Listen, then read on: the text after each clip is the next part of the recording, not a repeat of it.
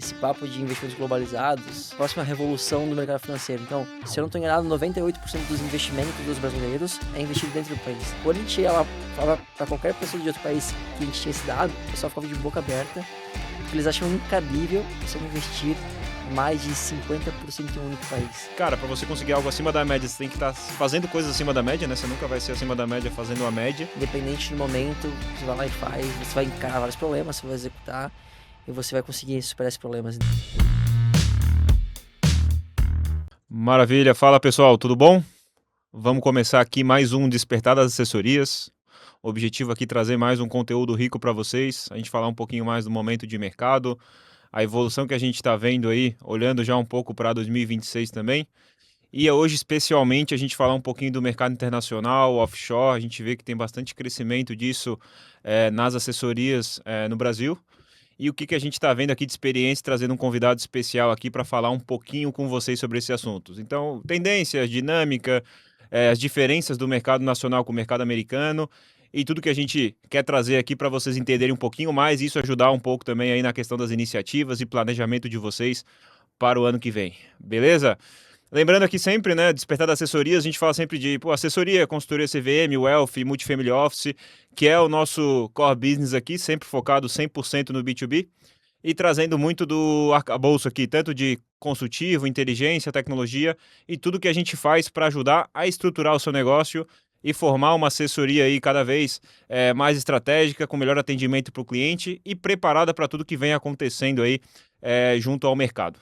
Bom, e hoje para falar um pouquinho sobre esse assunto, estou aqui com Ângelo Dalla Vecchia, nome chique. Obrigado. Então, Senior Partner na EQI e líder estratégico na EQI Internacional. Vem aqui para falar um pouquinho com a gente sobre esse assunto, né? Eu sou o Vitor Baldessar, um dos fundadores da AWZ. Hoje estou na cadeira aqui de COO, tocando toda a parte de operações e atendimento aqui dos nossos parceiros também.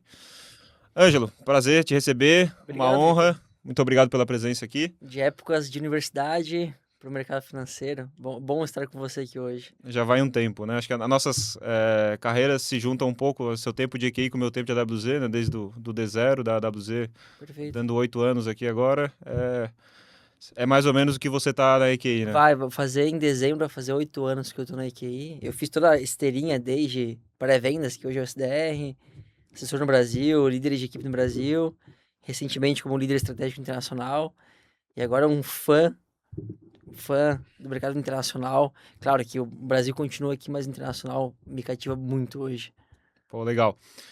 A gente está vendo bastante essa evolução do mercado internacional, então quando a gente pega assim números das assessorias que a gente vem acompanhando, a gente vê essa evolução e esse crescimento, tá? Hoje a gente chega a ver operações assim, em geral, trabalhando, quando a gente pega, né, o P&L e olha as principais linhas de receita, né? Tem PJ1, PJ2, por aí vai, mas dentro do faturamento inteiro do grupo, a gente vê operações trabalhando já na casa de 20, 25% de representatividade de receita com câmbio e offshore, que entra aqui mercado internacional, Perfeito. entra tanto a remessa do capital como o aporte lá fora, né? E também tem alguns cases de empresas que chegam a bater 50%, ou seja, a parte de investimentos representa basicamente metade, né? Tem um pouco em seguros e outras frentes, e câmbio e offshore vem forte também, geralmente quando tem um foco em PJ e algumas outras estruturas. Então, a gente vê essa evolução, acho que tem muito do cenário macro e tudo que a gente vê de janelas que estão abrindo nesse sentido, mas é uma evolução consistente, é uma evolução que a gente vê acontecendo e muita gente vem com dúvida, né? Qual que é o próximo passo, o que dá para fazer, qual que é a diferença do mercado daqui para lá. Eu acho que teve muita evolução do setor como um todo, com plataformas, com ferramentas, eu acho que o próprio case da própria Avenue, própria EQI, né? BTG também trabalhando, XP, então vários players que se mexeram para poder proporcionar isso ao cliente, né? Então, facilidade dentro do próprio aplicativo. Então, a fricção diminuiu muito e isso facilitou o processo como um todo, né? Como é que você está vendo hoje esse movimento? Como é que você está vendo essa evolução? Se você também percebeu por isso, tanto questão de captação e de evolução, acho que legal entender um pouquinho isso, depois a gente pode entrar um pouquinho mais nesse contexto.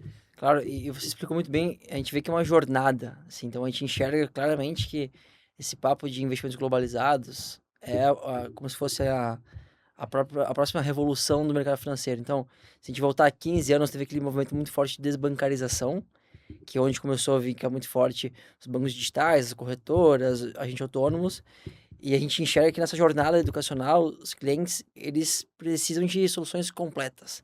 Então, desde, igual você falou, de previdência, seguro, financial planning, banking, e agora tá todo mundo com interesse altíssimo no internacional. Uhum. Então, para ter ideia, o internacional existe aqui desde 2021, que a gente começou a estruturar essa área. Hoje a gente está com 2,7 bilhões, quase 3 bilhões de reais em custódia lá fora. E a gente tem parceria muito forte com o BTG e com a Avenue.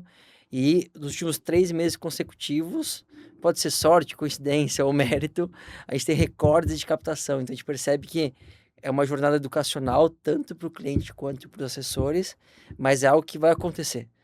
Então, o internacional ele sempre existiu, então todas os bancões, as plataformas, corretoras tinham a opção de investimentos internacionais, só que de 2018, 2019 para frente, começou a ficar muito mais democrático, muito por conta do case da Avenue, que foi a primeira que puxou esse movimento, e vieram várias outras plataformas que vão seguindo esse caminho normalmente, e hoje a gente tem uma demanda de clientes que eles exigem essa demanda de uma parte da carteira da locação ir para fora, né? Uhum. E claro que daí, assim como toda outra área, tem os seus desafios, Sim. processos, pessoas, treinamentos educacionais, mas sim a gente acredita fortemente que esse é o próximo movimento que vai acontecer do investidor brasileiro.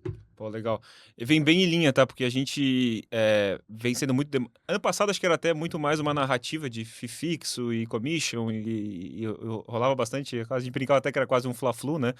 Mas a gente viu uma virada bem forte desse movimento da consultoria CVM. Falo isso porque é a visão de olhar o patrimônio como um todo e tudo que você está falando de entender todo o patrimônio do cliente, né? Então, a gente viu esse movimento bem forte, a gente vem abrindo aí mais uma, duas, às vezes 3 consultorias CVM no mês, né? Então, bastante gente procurando, querendo entender um pouquinho mais. E vem muito nessa linha de conseguir entender o patrimônio inteiro do cliente, de conseguir consolidar a carteira inteira dele, né? E conseguir atuar de forma mais específica nele. Sim. Eu acho que vem aí já trazendo de novo, tentar fazer o máximo do paralelo com o mercado lá, que seria, né, a visão talvez do broker-dealer com o RIA, e todo esse escopo que eventualmente você consegue trabalhar sendo ou um preposto de uma casa, ou você olhar de uma forma talvez um pouco mais independente, com uma bandeira um pouco mais própria, a estrutura toda do cliente, né? Você vê muita diferença quando a gente traz, né, do que a gente está vendo no Brasil, esse movimento agora, que você está vendo lá fora e todas as nuances que existem lá com a 1099, com o Sim, movimento do RIA. perfeito. No Brasil a gente tem o mercado financeiro, ele é dominado por bancos, corretoras e agentes autônomos. Hoje é o movimento que domina e ao longo do tempo vai criando popularidade as consultorias e os multifamily offices e wealths. Lá fora o mercado a dinâmica é um pouco diferente, né? Então nos Estados Unidos você tem algumas formas de atender o cliente, o super conhecido que é o RIA, que é um Registered Investment Advisor, que é entre aspas uma consultoria no Brasil. Então você trabalha como se fosse um consultor, entre aspas, lá fora do cliente. E um RIA, ele cobra o FII fixo. Só pode cobrar através de FII fixo. E você tem um dever fiduciário com o teu cliente lá fora. E, em paralelo, você tem brokers, que é como se fosse, entre aspas, corretoras lá fora, que você pode cobrar através do modelo de commission-based. Existe um formulário chamado formulário 1099, que quando você tem um bank lá fora, ele assina que ele é corresponsável pelo cliente lá fora também. E o mercado lá fora, o compliance, não sei se ele acho que ele é diferente do Brasil, mas ele é super pesado, É né? mais pesado, né? Então, tanto o dever fiduciário quanto você ser corresponsável pelo cliente, isso envolve que o teu investment advisor, o teu broker, o teu banker, eles têm uma responsabilidade muito grande sobre o teu compliance, sobre as operações que você faz. Então, o mercado lá fora talvez seja um pouco mais pesado do que o Brasil, né? Até a recomendação, quando é feita qualquer tipo de recomendação, se isso eventualmente lesa algum cliente, o nível de resposta, né, o nível de responsabilidade que o profissional tem é muito maior do que aqui no Brasil, pelo Sim. menos quando a gente vê alguns casos. A gente tem bastante debate sobre influencer e algumas coisas nesse sentido aqui no Brasil. E eu sei que lá o pessoal pega um pouquinho mais firme nisso também, né? Eu acho que o Brasil, naturalmente, ele vai chegar nesse patamar dos Estados Unidos, assim, aqui, por bem ou por mal, os Estados Unidos, ele hoje domina mais de 50% do mercado financeiro mundial. Uhum. Então, várias coisas que aconteceram lá devem acontecer no Brasil ao longo do tempo, assim, né? Então, eu não sei se o Brasil tá 5, 10, 15 anos atrasado em relação aos Estados Unidos, mas vai acontecer, por bem ou por mal, o Brasil vai chegar nesse movimento americano, porque a gente tem um modelo aqui do mercado financeiro muito importado dos Estados Unidos também, seja em produtos, seja modelo de atendimento, seja modelo de cobrança também. Boa. Cara, e assim pegando, né? O que foi que a gente vê um movimento aqui, a gente vê um movimento de a própria FAME, SVN, a Blue 3, a própria EQI, fazendo esse movimento, e a gente viu isso mais recente aí nesse segundo trimestre, terceiro trimestre, algumas notícias também saindo um pouco mais forte, né, mais relevantes, assim, pelo menos a divulgação.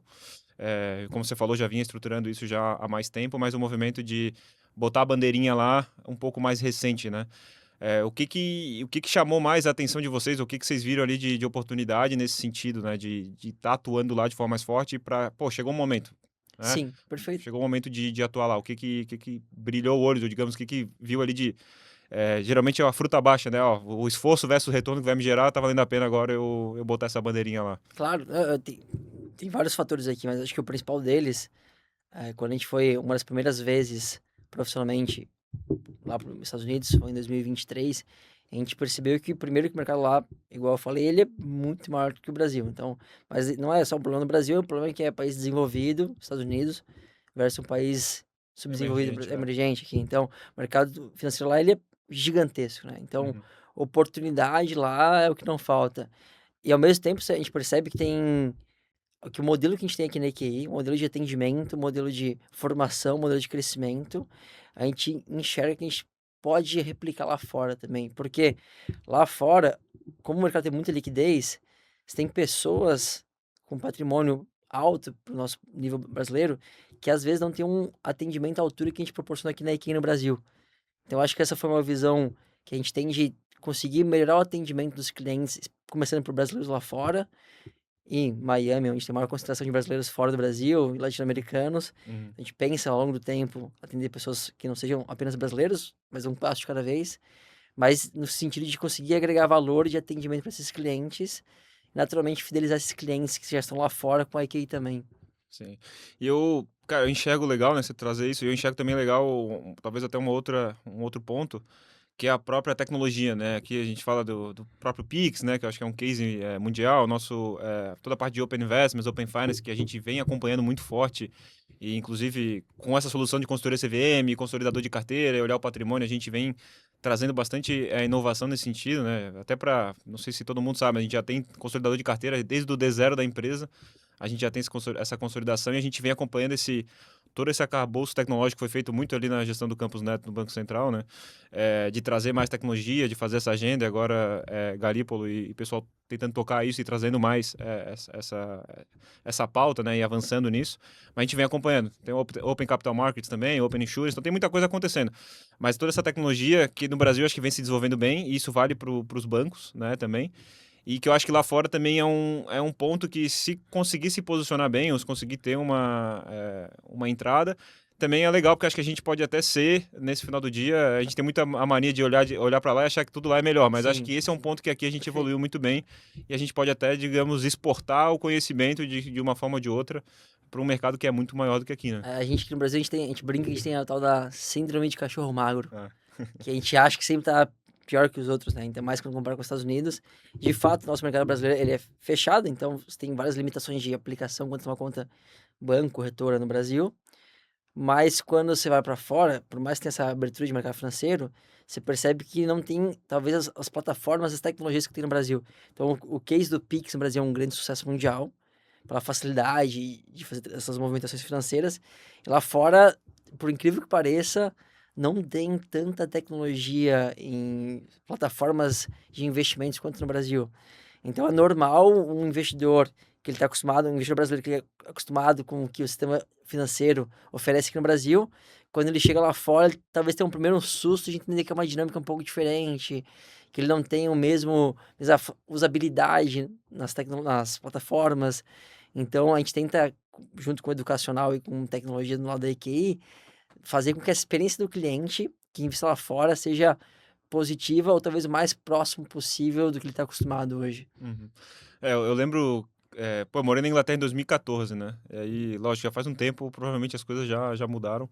Mas eu lembro que você tinha lá Barclays lá, e tinha toda a forma como eu recebia o dinheiro e sacava e tudo mais. Eu lembro, cara, quando eu saí do Brasil e fui pra lá, eu lembro que eu levei um susto, porque a forma de depositar o dinheiro era basicamente jogar num baú lá É, dentro. Os caixas, os ATM eram tipo na rua. Aqui. Imagina a ATM no Brasil na rua. Então, assim, acho que até todo o sistema de prevenção, antifraude, várias outras coisas que o brasileiro é bem criativo, né? Pro bom e pro mal.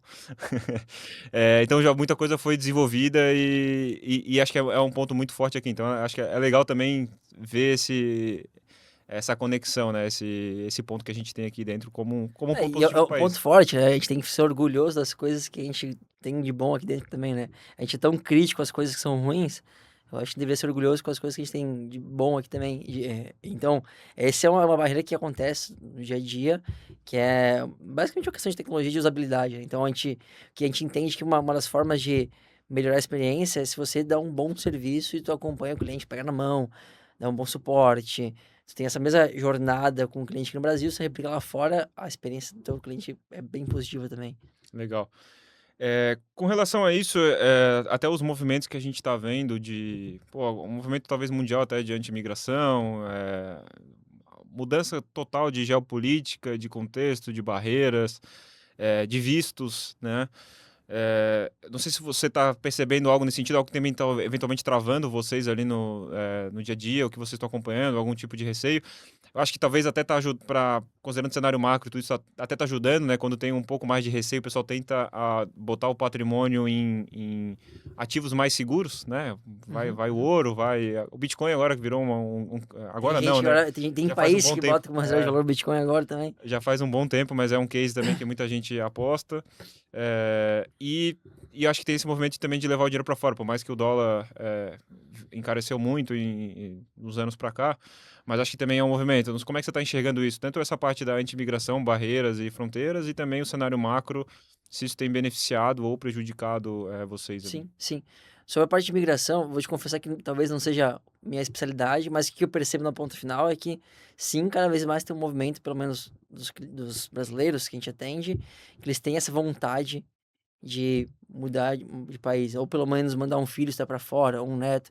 Eu acho que toda família que tem algum parente que sonha em mandar um filho ou um neto para estar nos Estados Unidos, né? Então, esse ainda, seja por governo A, B ou C nos Estados Unidos, tem uma vantagem que ele ainda é um aspirador de pó de talentos, né? As Ivy Leagues ainda tem um renome absurdo, né? Perfeito, né? Então, e tem até um dado das 7 magníficas, que são as 7 maiores empresas americanas, 4 dos CEOs vieram de fora. Uhum. Então, os Estados Unidos ele tem esse fator de ser um aspirador de pó de talentos, né? E os brasileiros têm esse movimento de querer ir para fora. Então, a, a gente vê que essa vontade ela continua e até aumenta, ainda mais com cada vez mais parece que a gente tem mais ruído, né? Então, seja política de lá, daqui, do mundo inteiro, parece que cada vez mais tem mais ruído e, de fato, as pessoas procuram formas de proteger seu patrimônio. Então, o brasileiro está começando a perceber que faz todo sentido ele tem uma parte do patrimônio em uma moeda forte, como o dólar, como o euro, como o franco, em ativos fora do país, né? Então, eu tava até semana passada na conferência da BlackRock, uma semana deles, e tinham pessoas de 55 países diferentes. Legal. E quando a gente conversava, quando a gente falava do Brasil, o Brasil tem um home bias, que é um viés comportamental muito forte, que, se eu não estou enganado, 98% dos investimentos dos brasileiros é investido dentro do país. Quando você mostra esse dado Isso, para. e provavelmente tá olhando só o líquido, né? Se olhasse o líquido. É perfeito, só mercado financeiro, mercado de liquidez, né? Tira os imóveis, tira carro, tira todos os patrimônios não declarados também. Mas esse dado de 98% é o que as pessoas investem, tá aqui dentro. Quando a gente ia lá, falava para qualquer pessoa de outro país que a gente tinha esse dado, o pessoal ficava de boca aberta, porque eles acham incabível você investir mais de 50% em um único país. Uhum. Não é nem o fato de ser Brasil, não ser Brasil, mas ser um único país. Então, o Brasil é um dos países com um home bias, que é esse viés comportamental, de a gente achar que a gente tem mais segurança, mais controle dentro do Brasil. Esse é um dos países com maior índice de home bias que a gente tem. E, felizmente, agora a gente tem esse caminho educacional de soluções, que as plataformas estão oferecendo soluções, estão se abrindo. Naturalmente, os órgãos reguladores também estão começando a estudar como eles conseguem flexibilizar isso, e os clientes estão felizes, estão querendo mandar dinheiro para fora cada vez mais. Tanto é que aquele dado que eu te trouxe no começo, esse é o terceiro mês de recorde de pessoas mandando dinheiro para fora dentro da IKEA. Uhum. Então parece que agora as coisas estão andando naturalmente com essa vontade. É legal a gente ver essa janela aqui com os parceiros também, como eu comentei o número ali de alguns trabalhando na casa já dos 20%, né, da total de receita, alguns já batendo com mais de 50%, quando olhando o grupo inteiro, né, e representatividade do P&L. Mas a gente vê essa evolução, sim. Acho que tiveram algumas janelas. Acho que 2020 também teve uma janela interessante, pelo menos que a gente acompanhou, e agora, de novo, acho que vem números batendo alguns recordes. Então, talvez teve uma janela, talvez deu uma arrefecida e agora voltou, né, com os que acho que a tecnologia, o case e esse macro também acabaram impactando nesse sentido. Tem um fator que, infelizmente, a gente tenta cada vez trazer mais racionalidade, mas no final o ser humano ele é emocional. Não tem jeito. Então existem ondas comportamentais de emoção que, dependendo um fator interno de política ou de macroeconomia externo, que infelizmente isso dá um movimento mais tático de aumentar o fluxo ou diminuir o fluxo. Uhum. O que a gente tenta defender de forma estrutural é que todo cliente ele deveria ter uma parte da alocação estrutural em moeda forte, independente do momento de política, independente do cenário macro, porque seria como se fosse no teu gráfico de pizza de alocação, uma parte da alocação estrutural deveria estar em moeda forte. Então, essa é a educação que a gente tenta cada vez mais Uhum. defender para as pessoas, para fugir desses movimentos táticos, porque quando a gente sabe que quando vai correndo atrás de movimentos táticos, geralmente chega no final da festa, geralmente, né? Sim. E não é a alocação mais saudável quando vai seguindo ruídos que te contam por aí, ou que você escuta nos jornais. Então, um caminho mais saudável é quando tu monta uma carteira de alocação estrutural, tu faz rebalanceamentos. Então, a gente tenta muito educar os clientes nesse sentido e, felizmente, tem dado certo. A gente percebe que vários clientes já estão com essa rotina, esse hábito de rebalancear a carteira toda, incluindo a alocação internacional também. Sim. Cara, até antes de pegar um pouco desse, talvez as objeções ali, mas que até puxando um gancho ali do começo, mas, cara, você entrou na EQI lá faz 8 anos, né? Você começou Entrei como final SDR. de 2017 como... era pré-vendas, que hoje virou... É o nome sofisticado do pré-vendas, é SDR agora, né? Mas fala um pouquinho dessa trajetória, daí eu chego nesse ponto que eu quero trazer aqui agora, mas até chegar Tá nessa bem? parte internacional, acho que é legal para o pessoal entender um pouquinho dessa evolução, e aí eu aprofundo aqui e puxo alguns gatilhos. Tá bem, vamos lá então. A gente se conhece da época da faculdade, né? Tanto eu quanto você, a gente se formou em engenharia. E eu entrei na IKEA no finalzinho de 2017, logo quando a gente fez a fusão que virou IKEA. Então a IKEA começou em 2014 com um blog do Juliano Custódio, que é o nosso CEO, né? E algo totalmente visionário na época, com o intuito de educação financeira. A gente mantém esse DNA de educação financeira para os clientes até hoje. Começou lá atrás com um blog do Juliano. 2017 para 2018 a gente fez uma fusão entre alguns agentes autônomos na época. E a gente começou a jornada da EQI, e foi quando eu entrei, na época como SDR, que a gente começou a ativar as esteiras de inbound marketing, que também é um grande processo nosso que a gente tem até hoje. E eu fui crescendo, virei assessor, plano de carreira como júnior, pleno, sênior, líder de O teu equipe no crescimento Brasil. foi legal de acompanhar, porque eu lembro, agora eu sou SD, pô, agora eu virei Hunter, líder Hunter, então foi um É, crescimento legal de acompanhar, inclusive. não, pô, obrigado. É claro que é um mérito dividido entre a minha capacidade e todo o ambiente da IKEA, né? Então a gente se orgulha muito da IKEA, que a gente é uma das maiores formadoras de profissionais do mercado financeiro. Então, com certeza, esse crescimento que eu tive, ele é dividido também com todo o ecossistema que a IKEA me proporciona, né? Então, de fato, eu virei sênior de equipe, daí teve o projeto que eu assumi um time de Hunter em Florianópolis. E em 2023, quando eu viajei primeira vez profissionalmente para Miami, numa viagem que o Caio Tuca, que é o head internacional hoje, proporcionou, foi quando eu tive um estalo de mudar minha carreira, que eu cheguei lá fora e vi que o mercado financeiro lá fora era muito maior que a gente tinha aqui. Então eu tive essa vontade de migrar minha carreira para o mercado americano. Eu tirei as certificações do governo americano para ser um investment advisor lá fora. E agora estou nessa esteira que eu entrei no time internacional em 2024 e tô tocando junto com o time do Internacional agora e espero que o caminho do Internacional seja longo. Pô, legal. Porque esse ponto de pegar o internacional, então já tem um tempo, né, desse tempo internacional, pelo menos um ano aí já tocando essa esteira. E porque o pessoal, às vezes a gente conversa, os assessores e tal, e isso geralmente tem muita objeção, né? Ou quando vai falar, pô, tem que tocar alguma frente do negócio, não, porque o CRM não funciona, ou porque a cultura X não tá funcionando, ou porque o momento macro tá ruim. Então, sempre tem alguma objeção, né? Ah, agora eu vou esperar 2026, aí chega Sim, 2026, vou esperar a eleição, vou começar em 27, e aí fica sempre protelando as coisas, né? Eu pedi para trazer um pouco dessa história, que eu acho que é legal pegar toda essa evolução, acho que vejo também hoje muito da galera, do dia a dia, de ter uma ansiedade, às vezes, de querer as coisas, né? E às vezes não saber ter a calma de construir e de pagar o preço. Então, de que, cara, para você conseguir algo acima da média, você tem que estar fazendo coisas acima da média, né? Você nunca vai ser acima da média fazendo a média. É, e que isso eu acho que é legal trazer pro mercado, para quem está ouvindo também. Cara, todo esse histórico, como que isso te forjou ali, te moldou, para, cara, chegar assim, não, pô, vou montar, vou para essa parte comercial, vou assumir esse desafio, né?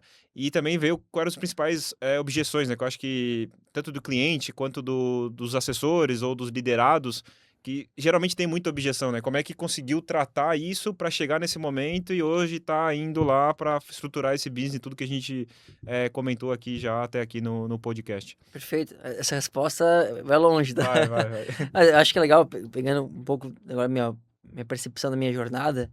A gente teve a Money Week, que foi um evento nosso anual que a gente teve recentemente, e teve uma palestra do André Esteves, que ele falou justamente sobre esperar o melhor momento, né? Então, Uhum, o problema, sempre tem um problema. sim. Se é política, é problema interno, é problema externo.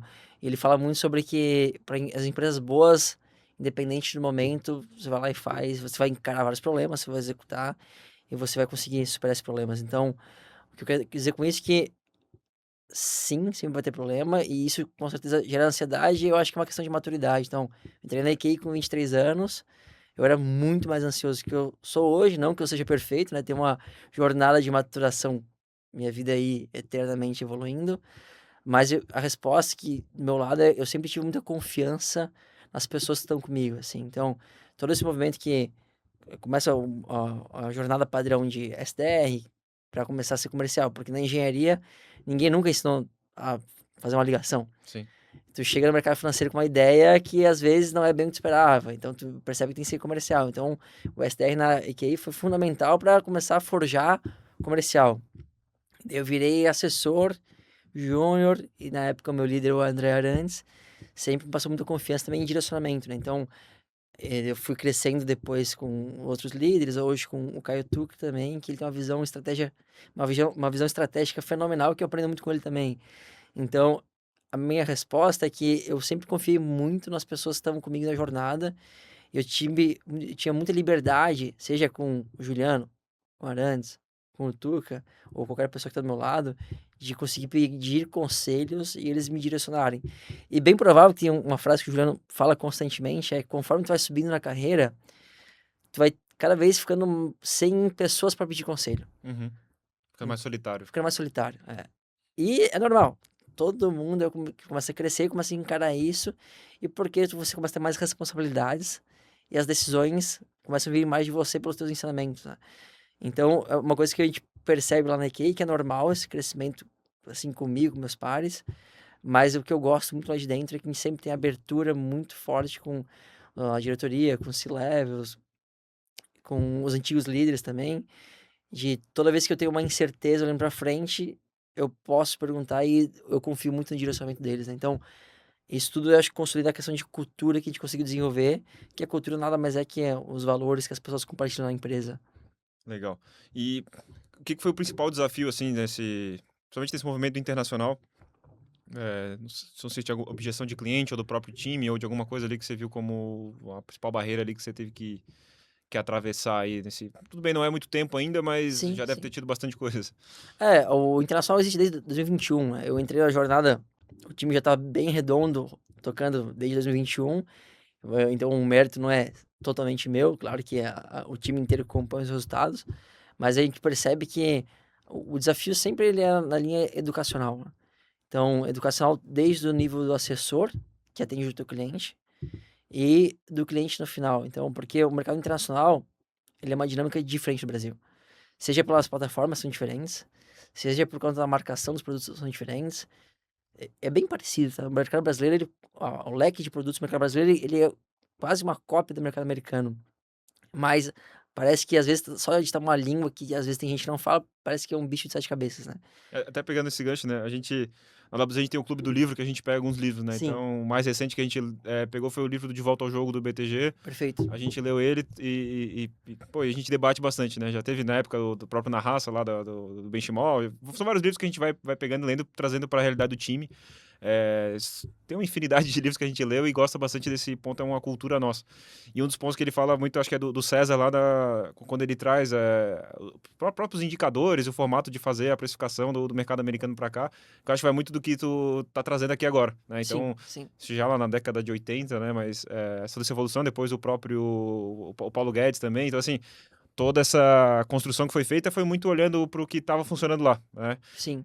Vem disso e vem também da história do mercado financeiro, que aí, cara, vai longe aqui, mas de a história do dinheiro, como as coisas foram evoluindo desde da Europa lá e veio trazer. Então, acho que as coisas vão tendo quase que um sincretismo, né? Mas vai seguindo uma linha e a gente vai tentando aprimorar onde dá. E geralmente a gente é muito exigente, a gente quer chegar lá no cenário utópico logo de cara. Só que, infelizmente, demora para chegar nesse cenário utópico e às vezes esse cenário ele muda, dependendo do momento que Uhum, você vai evoluir. Então, para mim, uma dificuldade grande é entender que as coisas são construídas por passo a passos, que esse cenário utópico ele vai chegar um dia, assim. E para chegar lá é muito questão de nosso lado aqui de educacional, né? Então uhum, a gente se orgulha muito dessa parte de formação tanto para o assessor quanto para o cliente, mas eu acho que essa é a maior dificuldade que a gente tem, porque no final a educação é como a gente transforma a cultura, como a gente transforma o nível da sociedade que a gente convive, desde o micro até o macro, né? Em- Isso aqui cansa, porque você tem que repetir, repetir, repetir. Isso é até uma fala do Juliano que ele fala assim que uma das funções que ele ainda tem até hoje, que é rezar, entre aspas, rezar a missa todo dia, né? sim.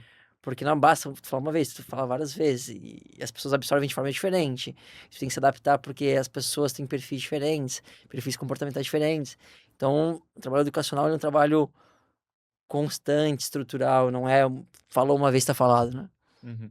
Eu acho que tudo que é feito ali da própria pô, referência, né, na parte de digital e tudo que é construído, e isso com certeza tira bastante não tirar a fricção, mas ajuda ali no discurso já de talvez quem chega já chega um pouco mais preparado para ouvir, aí, olhando o Ângelo como assessor, ouvir falar do aspecto de, cara, vou botar o dinheiro para fora, vou fazer uma conta, porque assim, trago até, às vezes, geração, né? Então você vai falar para uma pessoa, cara, pô, você vai ter que abrir uma conta, uma nova conta lá fora. Às vezes é um aplicativo novo, né? É, Acho que as habilidades, às vezes, também tem essa questão do aplicativo novo. Algumas corretoras é junto, outras não. Então acho que tem um pouco desse, tá, mas como é que funciona? Quem que garante, né? Que é um pouco que você falou sim, do 98% sim, da sim. população deixando no home bias ali. Mas esse contorno, eu acho que o conteúdo ajuda muito, né? Mas tem muito do assessor ali no dia a dia também, né? Tem. Como é que é esse trabalho ali do teu lado, do time, como é que você tava, como é que você vem Claro, enxergando claro. isso? Na IKEA, o assessor, ele é o ponto focal de relacionamento com o cliente, né? Então, a gente tem um ambiente, o cliente ali da IKEA, o relacionamento ele é feito por aquele assessor, e a gente tem uma régua de exigência muito grande, que a gente reflete isso dentro do plano de carreira da assessoria, de medir se a satisfação do cliente está em linha da performance da carteira, se a expectativa dos objetivos do cliente está sendo entregue, né? Isso a gente consegue refletir no plano de carreira que os assessores têm lá dentro. E de fato é um processo que, claro, que primeiro o assessor tem que saber falar para depois ele poder ensinar o próximo, que seria o Sim, cliente. Ele não sim. consegue, você jamais consegue ensinar alguma coisa que você não sabe o próximo, né? Então, a gente, às vezes, no internacional, a gente até, às vezes é meio, entre aspas, cri-cri, de tão maçante que eram as trilhas de formação, de treinamento, de segmentação, de mapeamento de que assessores já estão mais envolvidos no sistema, outros que não são. A gente tem muita ajuda dos parceiros também com eventos para os clientes finais, mas com certeza, para você conseguir passar o teu conhecimento pro, pro cliente e passar confiança nisso, você tem que dominar e você tem que acreditar no que você faz, né? Uhum. Isso não só para internacional, para tudo que você vai vender ou vai distribuir. Se você não acredita na tese, não acredita no porquê, você não passa por frente, né? E um estudo que a gente fez muito legal no internacional daqui, que a gente começou a mapear com um time de consulting, qual que é o impacto no share of wallet e nas indicações, nos NPS dos clientes que usavam o internacional e aqueles que não Legal. usavam. Uhum. A gente começou a ver uma correlação bem alta em aumento de indicação, aumento de share of wallet e aumento também da receita dos assessores, dos clientes que tem uma parte internacional com a gente também. Uhum. E isso é uma corrente do bem que faz com que o assessor tenha mais motivação para usar, para oferecer esse tipo de serviço. O cliente ele tem essa demanda naturalmente, e tendo essa demanda, o assessor tende a se capacitar cada vez mais, e assim vamos Sim. dizer assim, uma espiral do bem. É, uma coisa que eu lembro que a gente conversava, acho que deve fazer já uns 3 anos que a gente falou um pouco de CRM, que o mercado ainda tem esse defeito, mas já melhorou muito, né? Mas sobre o uso de CRM, de Sim, processo comercial e de cultura, que acho que o CRM sim. nada mais é que ferramenta, né? O processo e cultura também, junto com incentivo para utilização. Mas eu lembro que na época você já nadavam de braçada nisso aí e já tinha, bastante input nesse sentido de entender o cliente, né? E imagino que sim, mas se puder me confirmar, assim, mas já começa desde a primeira reunião, imagino, de diagnóstico, já vou, talvez Ah, falar com de um certeza. planejamento financeiro, né, o financial planning, já entender um pouco do dia a dia, e ali dentro já tem um gatilho, um gap para falar de internacional e entender como é que tá o Sim, patrimônio sim. desse Ah, cliente, a né? questão de CRM, assim, é crucial para qualquer operação que ela quer ser escalável. Não existe se tu não falar de CRM, né? Então, a gente tem um sócio muito importante nosso, que é o Wendel, que ele veio Uhum, da Falcone, de consultoria. E ele é a pessoa que começou lá atrás a implementar essa história de processos muito fortes com CRM, né? sim. Então, hoje a EQI não, é uma parte do processo nosso, que o assessor é treinado desde a entrada ao uso do CRM. Porque em cima do CRM, tu puxa todos os dados, tu consegue mapear as inteligências para o cliente. Então, por exemplo, se você falou do caso do internacional, sim, a gente mapeia de acordo com os dados que a gente tem no sistema do CRM, das interações com o cliente, a gente consegue quantificar qual que é o interesse do cliente em cada tema diferente. Mas isso a gente só consegue porque a gente tem uma base de dados que a gente trabalha em cima do CRM, né? Uhum. Então, isso eu acho que dentro da parte de processo, a gente falou um pouco de cultura, falando um pouco de processos, que aí é muito forte na parte de tecnologias de dados, e com certeza a base disso é o uso bem controlado do SRM, né? Então a gente é como se fosse como é que eu posso te explicar? Um mandamento nosso Sim. é ter o CRM quase impecável. Tá enraizado Tá já, né? enraizado, a palavra certa é enraizado, né? Uhum. E geralmente não. Eu ouvi falar que isso é um problema de vendedor, tá? Tem gente que acha que é um bom vendedor que não precisa usar CRM. Sim. Mas isso aí é um pensamento tão antigo que foi pra trás. Cara, e a gente. Hoje quem toca essa frente muito lá na WZ é o Giovanni, né? Que é o nosso CRO lá. E ele toca isso com várias operações. A gente tá com algumas operações que, inclusive, foram case agora, pô, na Expo da XP ali dentro do próprio G20. Mas é muito de trazer esse dia a dia. E, cara, hoje cada vez menos desculpa para não usar, porque assim, a gente fala hoje de IA, de transcrição de reunião, de muito gatilho que conecta e os próprios CRMs evoluíram muito, né? O ecossistema XP não se fala, que acho que tem um CRM muito bom.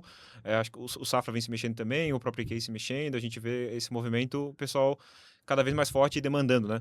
Mas a gente vê essa evolução e vê como ficou mais fácil de você conseguir trabalhar, com mais automação, que às vezes até quem tinha mais resistência de utilizar, de fazer talvez um trabalho um pouco mais braçal, manual, você tem formas hoje de automatizar bastante coisa e é o que a gente consegue ajudar, tanto nas rotinas de Hunter ou com rotina de Farmer e até de líder, né? Que acaba Sim, tendo sim, sim. um aspecto um pouco diferente ali de Mas tem olhar. uma visão mais gerencial do teu time no final, né? Mas não Mas deixa de ser uma parte de dados do CRM inteiramente também. Só que em vez de tu ver teu cliente na ponta final, tu vê teu cliente que é o teu liderado, na verdade, sim. né?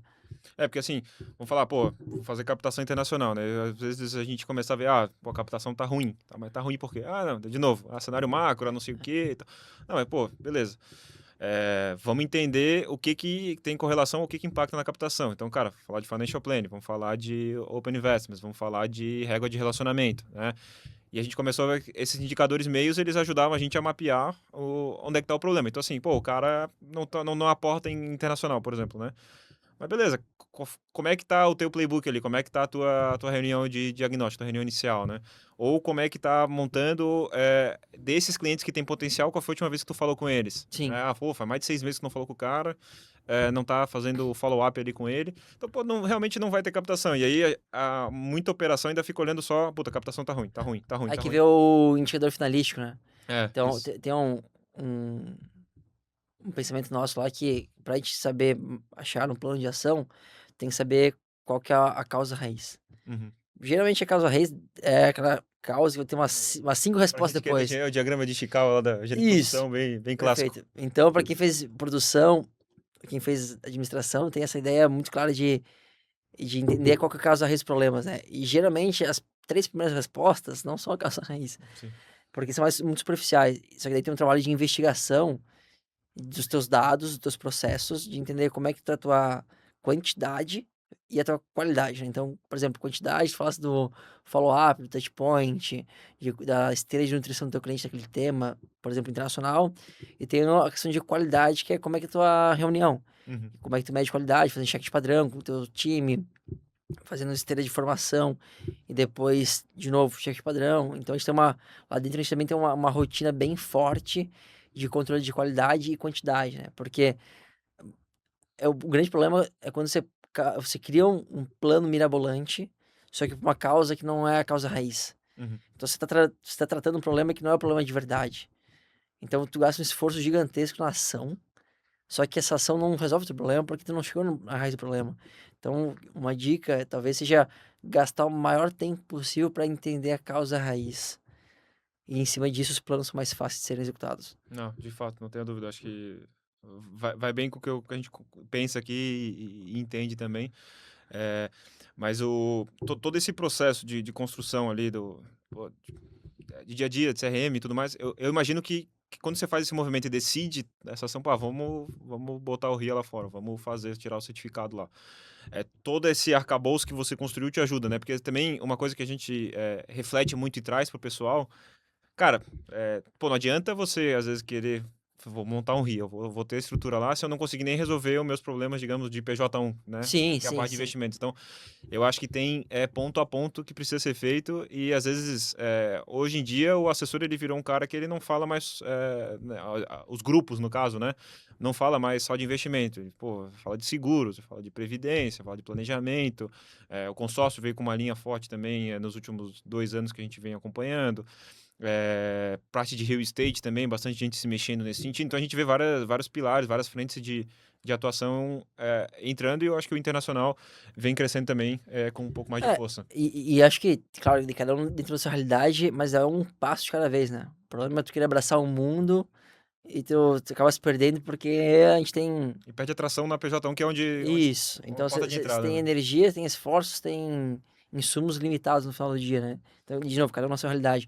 Dentro daí que a gente conseguiu criar um ecossistema super forte que as soluções para os clientes a gente resolve dentro de casa. Então a gente tem a visão de que o nosso cliente a gente tem que ter o máximo de números de serviços que o cliente possa demandar dentro de casa, porque assim a gente tem um controle melhor dos processos, das culturas.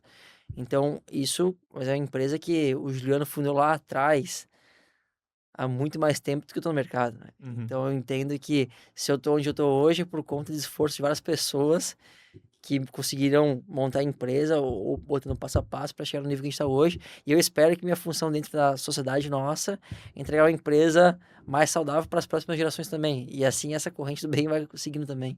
Pô, legal. Fazer um negócio perene, né? Então, olhar para frente, pô, então 25 anos de empresa, e aí ter essa evolução e ter essa esteira, e eu acho que É, daí vem do partnership também, que é muito do perfeito. mercado, e fazer um partnership que de fato funciona, que não é fácil, Não é mas fácil. É, algo que realmente funcione, né? E seja atrativo. sim, essa questão do partnership, de fato, acho que é um alimento máximo entre os sócios, com o objetivo final, que é o objetivo da sustentabilidade da empresa, né?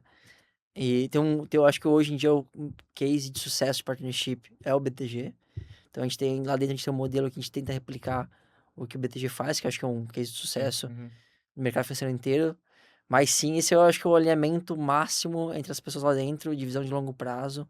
É o partnership bem montado e bem alinhado e bem meritocrático entre os sócios também. Legal. Cara, aqui fazer um bate-bola rapidinho aqui, assim, mas para entender um pouco do. Cara, o que você falaria hoje para uma operação, sei lá, então tá olhando a operação de 1 a 5 bi hoje, tem bastante operação nessa faixa, né? Que eu acho que Uhum. talvez comece. Acho que até 1 bi o cara talvez está focado mais em fazer a expansão e crescer, mas vai chegando ali um momento ele começa a pensar, puto, qual é que é a próxima caixinha que eu vou atuar, qual é o próximo passo que eu vou dar, né? Olhando já para 26 aí com planejamento, que a gente vai tocando com os parceiros aqui agora, e agora tá começando a entrar em ciclo de orçamento de muita gente. Alguns já, empresas maiores já começam um pouco mais cedo, mas a maioria das assessorias vão começar agora em outubro e novembro, e vai ter sempre um atrasado que começa em dezembro, Sim, sim. para terminar em fevereiro, para terminar quase em fevereiro. Mas o que que você daria assim, o que que você falaria para essa operação de 1 a 5 bi ali para que tá pensando eventualmente em acelerar um pouco mais internacional ou tentar fincar a bandeirinha lá fora? Tá bem. O que eu faria é pra falar com o nosso time de B2B, pra gente fazer uma parceria O juntos. cara tá é comercial mesmo, né? É brincadeira, a gente tem um time, mas a gente tem um time B2B bem forte também, com o Daoud, com o Falquete e o Manfro. Mas olhando fora isso, eu tenho essa visão muito forte que o cliente, ele exige que você tenha soluções completas, né? Então, hoje existem várias parceiras internacionais que te ajudam de abrir as portas, como o Finder, né? Então, no Brasil, a gente trabalha com o modelo de Foreign Finder, Uhum. que é um pouco diferente do modelo lá de fora, só que ele é o primeiro passo para você oferecer os produtos, as soluções internacionais para o cliente, né? Então, esse é o primeiro passo que eu faria, olharia para qual parceiro eu posso trabalhar com o modelo de Foreign Finder para abrir a porta para eu poder oferecer isso para o meu cliente. Porque, de novo, pode ser que demore 6 meses, 1 ano, 3 anos, mas esse movimento de o cliente ele nascer com uma carteira Brasil lá fora vai acontecer, A por bem ou por demanda só mal. É. cresce, A né? demanda vai crescer, então a educação está acontecendo, então enquanto tá vindo muita concorrência também, né? Então a concorrência no final é bom porque tem mais solução para o cliente e a régua de todos os players vai Sim, aumentando sim, de sim. exigência, né? É, muito do que a gente falou do CRM aqui também é porque a captação ficou ruim, ficou mais difícil de fazer o que era feito e teve que se mexer de algum jeito para voltar a ter o ritmo que tinha em 2018, 2019 ou até antes disso. A gente percebe muito disso de alguns concorrentes nossos sofreram muito esse ano, né? Felizmente esse ano a gente tá indo bem na EQI, então a gente tá com uma captação a mais ou menos de 1 bilhão por mês, a gente tá com 47 bilhões de custódia, mas não é o que a gente colhe que a gente plantou esse ano, né? Então a gente planta ações quer dizer, a gente começou a plantar há 4 anos ações que a gente colhe o resultado agora, Uhum. mas é de um planejamento estratégico que a gente faz sempre virando para os próximos 5 anos, né? Então todo ano a gente faz planning para os próximos 5 anos para tentar ver quais são nossas forças e ameaças para o futuro. Sim. E de fato, essa questão da demanda dos clientes quererem mais serviço em um único ecossistema, em um único hub, vai acontecer. Uhum. Então, seja de financial planning, internacional, previdência, banking. Então, eu acho que a dica seria, se você não tem capacidade ainda de atender, Internalizar, verticalizar isso. isso aí, perfeito, você deveria achar um parceiro que possa te abrir essa porta, né? Enquanto você não tem capacidade de fazer sozinho, você tem que fazer alguma aliança com alguém enquanto isso. Sim. É, uma coisa que a gente está acompanhando, vai muito unir o que você está trazendo, mas teve um movimento dessa de construir CRM que eu já tinha falado e veio também dos WS junto, né, de integração. Então, hoje a gente já consegue integrar com os principais WS do mercado, né, inclusive com a própria Avenue que traz, então ajuda muito até de acompanhar o patrimônio do cliente e deixar ele consolidado. Então, assim, pô, eu lembro quando a gente começou a fazer toda a parte de consolidação e motor de cotização de Uhum. carteira, que até o próprio BTG na época ainda era cotização mensal, a XP ainda vinha, então o mercado evoluiu muito, né, desde que a gente... Isso não é tanto tempo, né, a gente começou a WZ em 2017 também, então o mercado evoluiu muito, né, o próprio BTG com a plataforma, a própria XP também evoluindo cada vez mais. Teve a demanda na época que a Nubank comprou esse Invest também, que tinha essa Perfeito. dor da cotização de carteira. E a gente já vem desde esse D0, desde 2017, 2018, entregando isso e, porra, tá com um negócio super maduro. E a gente se brincava que a dificuldade era a matéria-prima, ou seja, eu tenho a fábrica rodando e a dificuldade de chegar à matéria-prima, que é o quê? Cara, é o dado, qual que é o PU que o cara comprou, qual foi a quantidade, quando é que foi o dia, né? Uhum. Porque toda a parte que é de mercado, de AISIN, cota, o próprio CNPJ do fundo que já vem da CVM, pô, isso tudo tá ali. Falta saber a matéria-prima para fazer a fábrica rodar. Eu acho que esse é difícil, assim, talvez, Não, e agora isso evoluiu, cara. Isso pô, fantástico. evoluiu barra está evoluindo, né? Sim, Com XP, BTG, Safra, a própria Ágora junto com o Bradesco, a própria Evelyn. Então, assim, vem esse interesse dos players de se mexerem e ter sim, sim. esse ecossistema rodando que vai facilitar. E aí facilita o aporte para fora, facilita o aporte dentro e facilita que você olhe o patrimônio inteiro do cliente e, eventualmente, chega com algo mais assertivo. Ó, tô vendo teu patrimônio inteiro aqui. E essa, porra, você tá com pouca exposição internacional. Você tá muito home bias aqui no Brasil, então tá aqui o movimento que você deveria fazer. Acho que mais ainda para realçar e complementar tudo que a gente está falando e fortalecer tudo que a gente está falando, é esse movimento, né? Esse contexto e esse ecossistema que a gente está construindo aqui e acompanhando o mercado nesse sentido também. Sim, isso é uma dor que há anos existia. E talvez você vai saber melhor do que eu sobre esse assunto, que é questão de consolidação de uma visão única do cliente, né? Para você ver de fato a vida do cliente como um todo. A gente de um tempo para cá a gente criou a gente tem um aplicativo que é o EQI+, Uhum. que a gente vê nessa proposta de consolidar a vida financeira do cliente também. Então, seja a carteira atual, quanto os objetivos dos clientes, né? Então, a gente tem um DNA muito forte agora de financial planning também, que é entender qual que é o objetivo de por que que você investe, né? Não só o Sim, dinheiro pelo sim. dinheiro. Então, dentro do aplicativo daqui mais tem, a gente começa com o consolidador e com a montagem das caixas dos objetivos também, que eu acho que é um próximo passo de você tentar deixar essa jornada de investimento mais humanizada também. Não olhar só o índice X ou Y, o CDI, lógico que é É importante, que, é mas que é olhar também, importante. mas olhar também o atingimento do objetivo, que no final do dia, se for olhar para que serve o capital, é para você executar ou realizar Exato. alguma coisa na sua vida, Então, né? esse ponto é importante porque, claro, que é importante ter uma rentabilidade acima da média, uma rentabilidade aderente pelo teu risco que tu escolhe, mas no final, quando a gente lida com pessoas, as pessoas têm objetivos, têm sonhos, têm desejos para Sim. cumprir. Então, eu acho que uma das satisfações maiores como assessor, como advisor ou como planner é você sentir que você ajudou teu cliente a chegar no objetivo, a conquistar esse objetivo, seja comprar uma casa, faculdade do filho, uma viagem, etc, assim. Então a gente tem uma pegada muito dessa de tentar deixar mais humano, de entender quantos objetivos nossos clientes a gente ajuda eles a conquistarem. Boa. Acho que para fechar um pouco desse ciclo aqui, uma dúvida que eu tenho, assim, é toda a parte de... a gente vê o pessoal faz muito super ranking, tem os incentivos e tudo mais.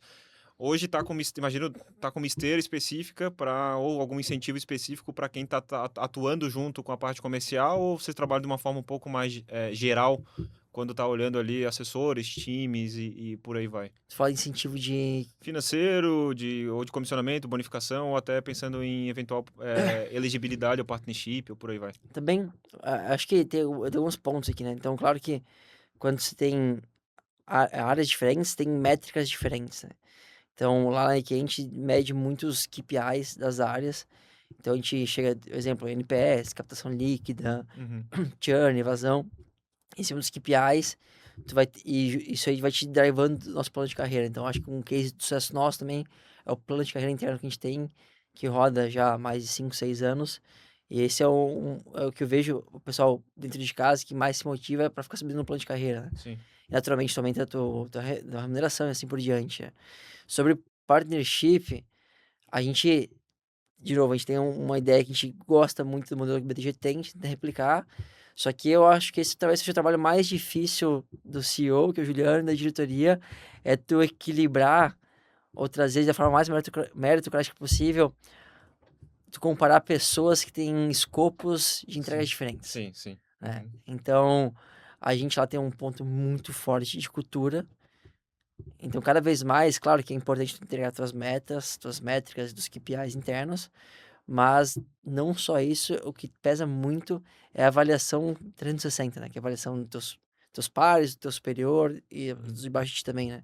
Então, cada vez mais a gente pesa mais na questão de cultura, de valores, saber se a pessoa está alinhada em valores e culturas, né? E naturalmente, o partnership, ele não é uma foto, ele é um filme que tu constrói de várias fotos, vários anos, né? Então, eu vejo que tem bastante gente que tem, às vezes, ansiedade, tá chegando agora, tá num ritmo bom, mas tem que construir um filme que naturalmente vai acontecer, né? Sim. Assim como aconteceu comigo também, assim como um dia vai acontecer com o próximo, então é uma consistência de cultura, valores e entregas no final para a empresa.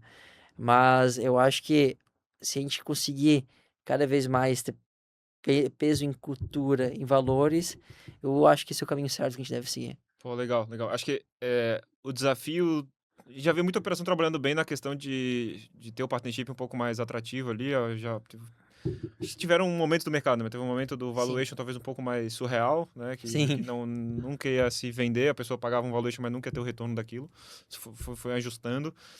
Foi o momento depois de começar a dar mais pista para a galera comprar cota, e eu acho que depois chega num cenário de maturidade que talvez seja o mais desafiador, que é saber como diluir alguém para crescer outro. Como é que eu Ah, tiro sim. um para É, dar a pista para o outro, né? porque geralmente todo mundo quer comprar e ninguém quer vender, na É, verdade. é, Porque você trabalha, você acredita no projeto, então sim. dói quando você não compra ou quando você tem que vender.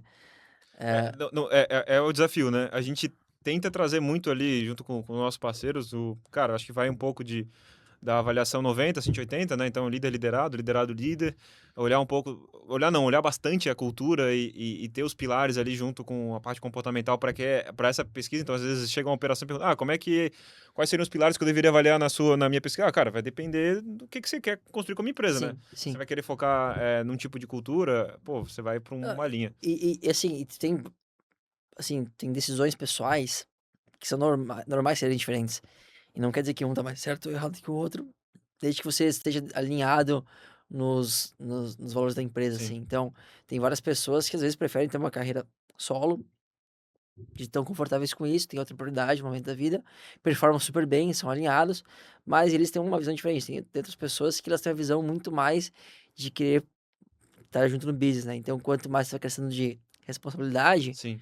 maior os desafios que você tem também. Então, lá no partnership nosso, tu fala de momento de mercado, ele foi mudando ao longo do tempo, né? Então, um grande marco da nossa história foi em 2020, quando a gente fez a parceria com o BTG, que proporcionou a gente virar uma corretora CTVM em 2023.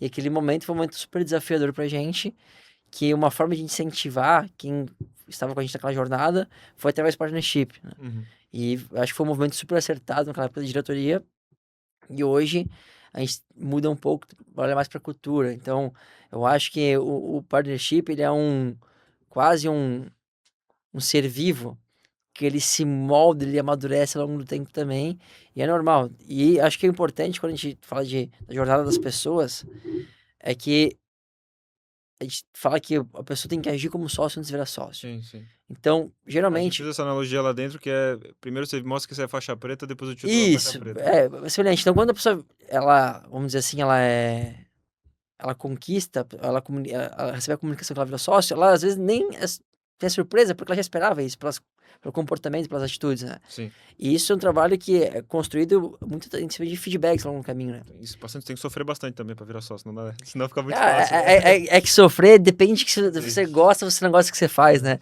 Sim. Então, acho que a visão de sofrimento, claro, que não, na vida tudo é escolhas e renúncias. Então, tu trabalha bastante, porque a gente acredita que a gente está construindo alguma coisa que vai ser perpétua para gerações, né? Mas quando a gente gosta do que a gente faz, esse sofrimento ele não existe tanto, né? Claro que vai ter desafio, tem É dor o de sofrimento cabeça. em momentos bons, ou melhores ou piores da empresa, ou né, Sim, sim, maiores e sim. menores Mas eu pressão. entendi o que tu quis dizer, é que sim, a gente talvez trabalha mais do que a média, normal, mas a gente constrói alguma coisa maior que a média também, né? Mas esse caminho de alinhamento de expectativa, de partnership ou de carreira, é super importante da relação do líder e do liderado, com Sim. feedbacks constantes. Uhum. Então, se você tem uma relação de feedback constante, seja a pessoa que está acima de ti ou que está abaixo de você na liderança, esse caminho, ele é transparente, ele é natural. Se você tem feedbacks, seja positivos ou negativos, né, que eles são constantes e bem estruturados. Então, naturalmente, se você tem esse caminho, é uma pessoa te guiando, e às vezes tu erra, bota para um lado certo, às vezes tá certo, continua acertando, mas é natural que isso vai chegar ao longo do tempo. Sim. Eu acho que é muito disso, né? Estratégia, cultura, traz isso para a visão ali da avaliação. Daí a gente pode falar de nine box, pode falar de desempenho potencial, pode falar Sim, de sim, cultura, sim. de quais são os pilares que vão avaliar. E ali ajuda a chegar num comitê de gestão e definir. Esse comitê aí vai sempre ter um qualitativo no final do dia que precisa ser avaliado, né? Porque qualquer modelo, a gente aprendeu isso em engenharia, existe um modelo, mas depois existe a realidade que o modelo, ele tenta simular a realidade, mas É. ele nunca vai ser perfeito, então Aí, tem que ter ainda um... mais quando lida com o ser humano, né? Então O ser humano não é um robô. tem que sempre ter um refino ali, não É. tem jeito. Então, a parte qualitativa, ela é super importante, ainda mais por questão de valores, né? Então, Sim, já vi várias histórias de empresas que às vezes tem um modelo que é só de número de resultado, que olha pouco para a cultura, tu acaba criando um quadro de sócios que acabam olhando não para o objetivo da empresa, Sim. mas às vezes mais para a sua própria jornada pessoal. E ao longo do tempo a empresa vai indo pro buraco, assim. Legal. Cara, acho que assim, para pegar um pouco disso que você falou de liderança, líder liderado, tem uma coisa que eu vejo que é uma dificuldade do setor, e aí, pegando toda essa tua trajetória, é legal da gente explorar um pouquinho. Cara, me fala um pouquinho mais, como é que foi a decisão ali de eventualmente deixar de ser assessor, né, de ser um hunter, virar um líder? Eu sei que tem muita gente, às vezes, que tem um pouco de... eu vejo o gestor com dificuldade de formar liderança e ter líderes fortes nas assessorias, e eventualmente o assessor com receio de fazer uma transição, né? Tem Sim. muito caso que você perde um assessor bom e esse cara vira um líder ok para Aham. mediano, e você perde dos dois lados, né? E tem o caso do cara que ele seria um bom líder, só que ele fica com receio por conta de um risco que ele tem que correr, pensando em longo prazo, às vezes ele fica, pô, já tem uma remuneração X aqui, se eu for para líder não sei para onde é que vai, pode ser que Sim. fica num variável que eu tenho menos controle, ou uma sensação de que tem menos controle, né? Mas como é que foi esse movimento pro teu lado, como é que foi o racional e o que tu entende que foi o principal ganho aí nesse sentido, né? Claro. Esse pensamento, todos esses pensamentos eles existem. Tá? Em Uhum. todo lugar ele existe esse pensamento que é tu ter a adição de se troca alguma coisa que você está acostumado, você já tem previsibilidade, você sabe como é que funciona, para algo que às vezes é algo novo e dá um frio na barriga. Isso sempre gera ansiedade, né? Para mim, deixa eu lembrar meu passado, para mim acho que foi algo natural, porque na época era uma quando eu comecei a virar líder de assessores no Brasil. Tem um pouco de fazer pela empresa também, né? Totalmente. Todo, todo. Se tu acredita no que tu tá fazendo dentro da empresa, se tu sente parte da empresa, né? Então, na época que eu estava nesse processo de liderança, era algo que a empresa tá um momento de crescimento que a gente carecia de líderes. Então, para mim foi natural, porque na minha cabeça era o único movimento que eu tinha, e para eu crescer do jeito que eu queria crescer, no que eu acreditava dentro da IQI, era o caminho natural, porque as pessoas que eu olhava e eu me inspirava dentro da empresa, todas eram líderes de assessoria na época, né? Então, na época, eu já falei, mas o meu líder era o André Arantes, que eu admirava muito na época, então eu pensava, poxa, como é que cada vez eu fico mais próximo do que ele é na empresa, Uhum. e eu queria repetir os passos dele, né? E sim, tem essa questão das incertezas. Então, na assessoria, geralmente, a gente é autônomo, tu tem uma base de clientes, tu sabe como é que tu é remunerado, tu tem uma previsibilidade, porque tu sabe como é que tu consegue trabalhar a tua base, quanto é que tu capta, e quando você vai tendo no caminho de liderança, tem outros desafios, que é muito mais sobre lidar com pessoas da tua equipe do que pessoas que são os clientes, né? Sim. E são skills totalmente diferentes. Então, acho que um aprendizado aí é que nem todo bom assessor ele é um bom líder e vice-versa. Então, aí tem um trabalho muito forte do time de people, o time de RH, de tentar mapear quais são as pessoas que têm skills ou têm aptidão para desenvolver essas skills de liderança. Toda empresa que quer escalar precisa de liderança. Então, toda empresa que quer escalar precisa de cultura forte, processo, e para tu descer cultura forte, processo, precisa de liderança forte. Então, é uma jornada que não basta tu só achar essas pessoas, tu tem que treinar essas pessoas, Sim. assim como eu fui treinado e eu estou em constante treinamento na liderança. É algo infinito, assim.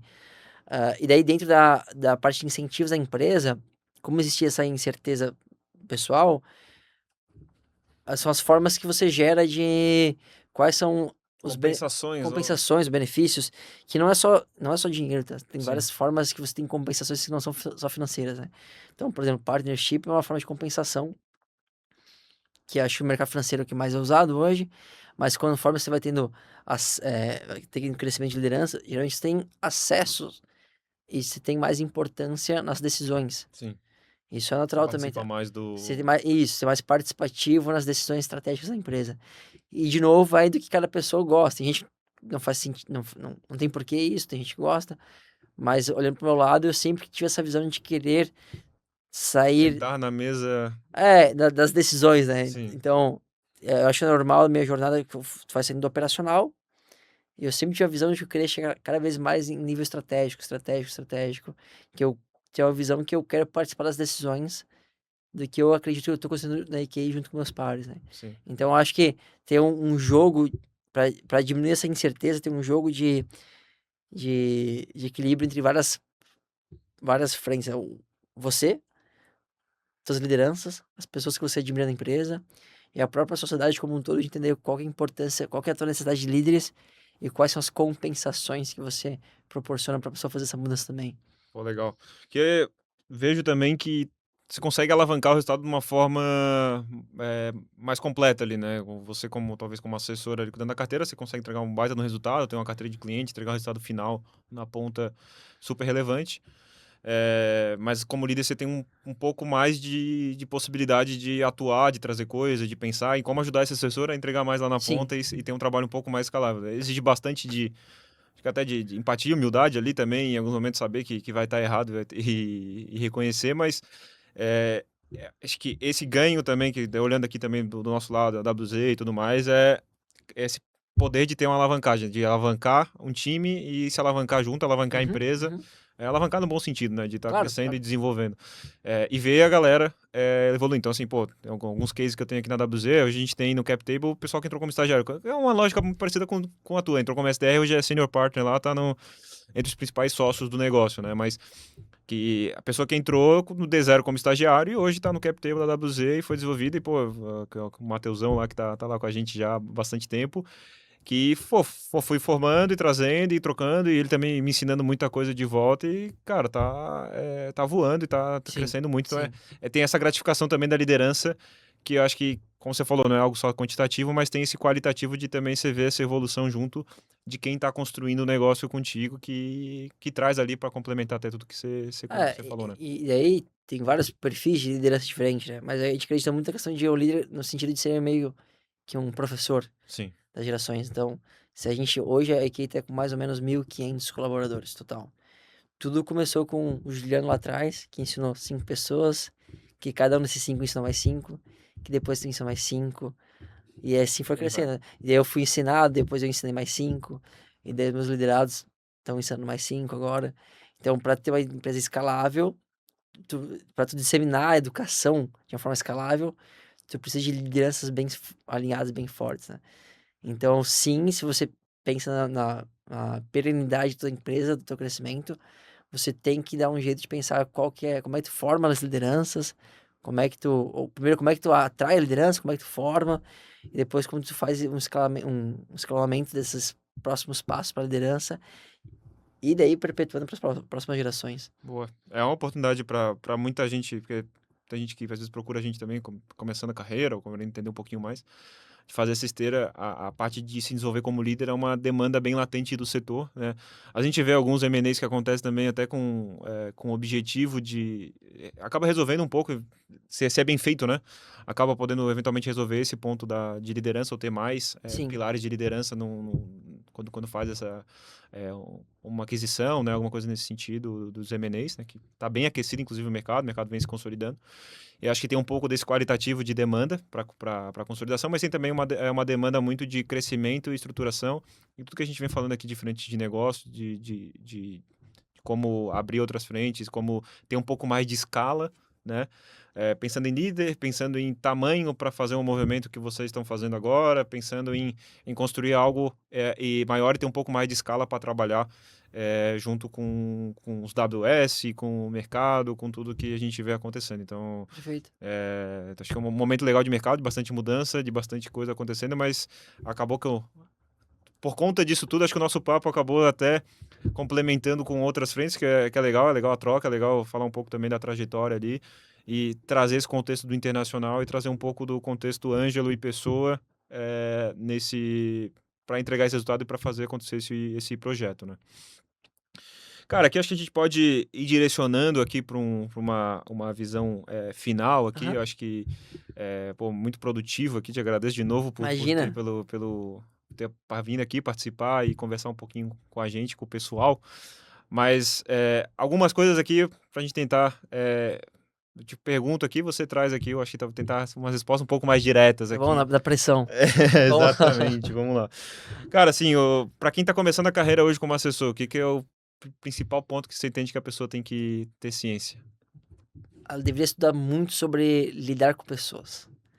Então, para mim, o primeiro skill é entender que você lida com pessoas. Então, no final, o relacionamento é sempre de confiança com o cliente. E, naturalmente, vai trazer habilidades secundárias como organização, que daí vem o papo da CRM, que é fundamental. E no começo é muita intensidade, né? Então, no começo, você está começando, você talvez não saiba tanto de mercado, de produto, você vai aprender naturalmente. Só que a intensidade é o que fala mais alto. Intensidade de organização e de saber lidar com pessoas. Pô, legal. O que você enxerga que não deve ser feito ou não deve ser olhado quando está direto ali com o cliente, no dia a dia, numa reunião, num momento com o cliente final? Várias coisas. O primeiro ponto é entender qual é o objetivo do cliente, né? Então, eu vejo, infelizmente, que dentro do mercado financeiro brasileiro ainda existe muita gente que confunde que o objetivo final é para você, não é para o cliente. Uhum. Então, acho que resumindo uma frase, é que entender que o objetivo final é ter o cliente e, naturalmente, o cliente satisfeito, ele vai te abrir portas de indicação e tua cadeia de crescimento vai continuar por conta daquele cliente. Boa. Essa aqui é pegadinha minha aqui, mas... Vamos lá. Fee-based ou commission-based? Cara, essa pergunta é a polêmica do último ano, né? Eu acho, a gente tá visando aqui que o certo é você ter todos os tipos de remuneração, mostrar isso pro cliente e o cliente escolher. Tá? Então, eu sei que o fee-based começou a ficar bem popular ultimamente, mas não quer dizer que o fee-based é o melhor cenário ou mais barato pro cliente em todos os casos, né? Tem que planilhar e fazer a conta, mas a gente acredita que o certo é você oferecer os dois, ser transparente com o cliente e o cliente escolher o que ele prefere entre commission e fee-based. Boa, é muito que a gente acredita aqui também. Final do dia acaba tendo preferências e formas melhores para cada caso, né? Então, Exato. Isso é um ponto importante. Não tem como generalizar que o commission based é sempre melhor, o fee based é sempre melhor. Eu acho que no final você tem que ter as duas soluções para ser o mais transparente possível com o teu cliente, explicar como é que cada um funciona e naturalmente o cliente vai escolher o que é melhor para ele. boa. Para quem está querendo entender um pouquinho mais sobre o mercado, focando um pouco mais no internacional, o que foi um livro, conteúdo, podcast, alguma coisa que você viu recentemente que te deu uma virada de chave para compartilhar com a galera? Mercado internacional, cara, tem um livro super antigo que eu acho que ele ainda funciona, que é o Million Dollar Financial Advisor. Tem outro que é o Supernova Advisor também. Eles são mais no sentido de trabalho do advisor, não são Uhum. tão de mercado técnico, né? Sim. Mercado técnico vai ter uma infinidade. Tá. Tem o livro do JP Morgan, esqueci o título, da história do JP Morgan, que é fenomenal também, mas putz, o título me fugiu agora. Mas se tu começar no Supernova Advisor e o Million Dollar Financial Advisor, tá em boas mãos. Tem um que é o The Advisor Playbook, Duncan McPherson. Eu lembro que foi o primeiro livro do Clube do Livro da WZ. Quando a empresa era eu e o Felipe só ainda. O João Gabriel chegou logo depois, mas o primeiro livro que a gente leu foi o The Advisor Playbook, que a gente entendia um pouco ali da rotina do dia a dia, né? Não era o que a gente não estava construindo uma assessoria, mas a gente estava construindo uma empresa para atender o assessor, né? Então, era um conteúdo que a gente tinha ali para balizar bastante. Sim, eu acho que esse conteúdo hoje em dia ele é quase infinito de Sim, opções, né? Se olhar para o lado de mercado americano, tem um livro aqui do Howard Marks que é o The Most Important Thing, Uhum. que ele é bem bom para quem quer você entender um pouco o mercado lá de fora também. Mas enfim, aí que a gente vai longe com um papo de livros e sugestões. Boa. Ângelo, muito obrigado. Imagina. Pessoal que está aí, a gente agora começa uma esteira de falar de planejamento, olhando para 2026, estruturação de área internacional, RIA, consultoria CVM, WS, tem bastante coisa acontecendo. A gente vem ajudando bastante, vem nessa parte de avaliação de desempenho, de liderança, ajudando a montar o partnership, quem sobe, quem desce, como é que funciona. O que você precisar, a gente está aqui à disposição, toda a parte tecnológica também, agora com essa eficiência, né, para ajudar as operações.